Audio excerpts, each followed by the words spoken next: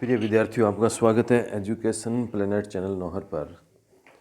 और आज के इस वीडियो में हम कक्षा 6 भूगोल विषय में चैप्टर नंबर 4 मानचित्र या मैप, इसके हम प्रश्न उत्तर करेंगे। पाठ्य पुस्तक के जो प्रश्न उत्तर हैं,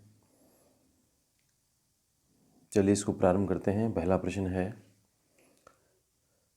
निम्नलिखित प्रश्नों के उत्तर संक्षेप में दीजिए, यानी छोटे रूप में इनके उत्तर देने हैं। तो पहला प्रश्न है, मानचित्र के 3 घटक कौन कौन से हैं, यानी मानचित्र के 3 भाग कौन कौन से हैं। तो इसका उत्तर होगा, मानचित्र के 3 भाग निम्नलिखित हैं। पहला दूरी, दूसरा दिशा और तीसरा प्रतीक या संकेत। और इसी में दूसरा प्रश्न है, प्रधान दिग्बिंदु कौन कौन से हैं। तो इसका उत्तर होगा, 4 प्रमुख दिशाओं को प्रधान दिग्बिंदु कहा जाता है, जैसे उत्तर, दक्षिण, पूर्व व पश्चिम। तो दिग्बिंदु यानी दिशाएं दिग्बिंदु कही गई है। अगला प्रश्न है, इसमें मानचित्र के पैमाने से आप क्या समझते हैं। इसका उत्तर है, स्थल पर वास्तविक दूरी, और स्थल यानी जमीन, धरातल पर जो वास्तविक दूरी है, और मानचित्र पर दिखाई गई दूरी के अनुपात को पैमाना कहा जाता है। पैमाने की सहायता से मानचित्र पर दिए गए 2 स्थानों के बीच की दूरी का हम मापन कर सकते हैं। आपने देखा होगा, मानचित्र में 1 सेंटीमीटर बराबर 20 किलोमीटर, 1 सेंटीमीटर बराबर 5 किलोमीटर, ऐसे नीचे लिखा होता है। तो यही पैमाना होता है। अगला प्रश्न है, ग्लोब की अपेक्षा मानचित्र अधिक सहायक होते हैं, क्यों।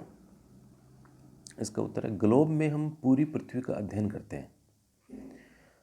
ग्लोब में पूरी पृथ्वी का अध्ययन किया जाता है, परंतु पृथ्वी के किसी विशिष्ट भूभाग का अध्ययन करने के लिए मानचित्र अधिक सहायक होते हैं, क्योंकि मानचित्र में तथ्य और जानकारियां अधिक होती है।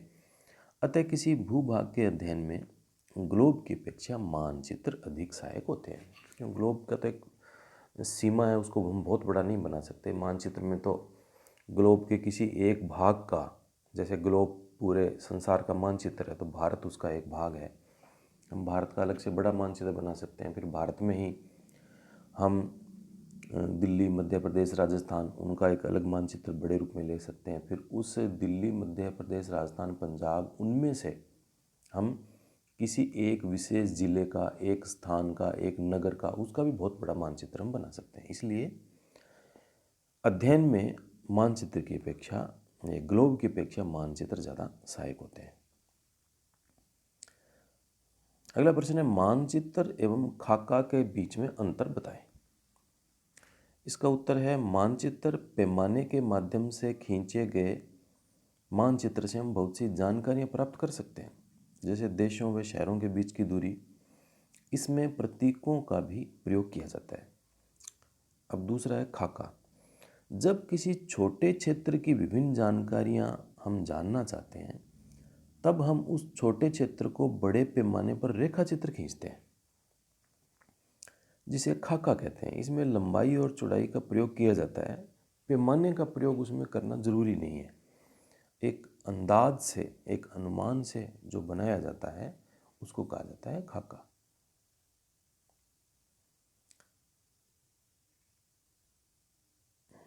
अगला है, कौन सा मानचित्र विस्तृत जानकारी प्रदान करता है। तो बड़े पैमाने पर खींचा गया मानचित्र विस्तृत जानकारी प्रदान करता है। इसका 7वां प्रश्न है, प्रतीक किस प्रकार के मानचित्रों के अध्ययन में सहायक होते हैं। उत्तर है, प्रतीक मानचित्र का तीसरा प्रमुख घटक है, जिसमें अक्षरों, छायाओं, रंगों, चित्रों तथा रेखाओं के उपयोग करके विभिन्न आकृतियों, भवनों, सड़कों, पुलों, रेल की पटरियों या कुएं आदि को दिखाया जा सकता है। इस प्रकार मानचित्र में और अधिक सूचनाओं का समावेश किया जाता है, जिससे अध्ययन करना आसान हो जाता है।